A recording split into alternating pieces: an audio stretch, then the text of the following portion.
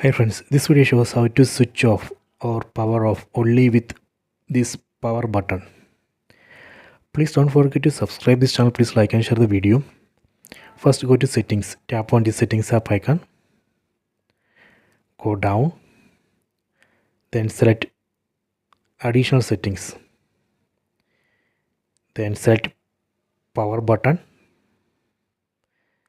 then tap here, press and hold the power button, tap here.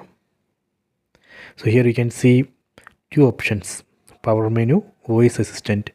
By default this would be voice assistant. So if you want you can change it to power menu. So once we change to power menu, so when you press and hold power button you will get power off and restart options. Let me check. So I am going to press and hold only this power button. See, I get this restart and power off option.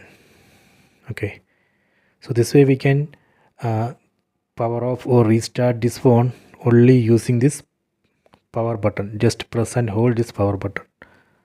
Okay, I hope you have enjoyed this video. Please take it.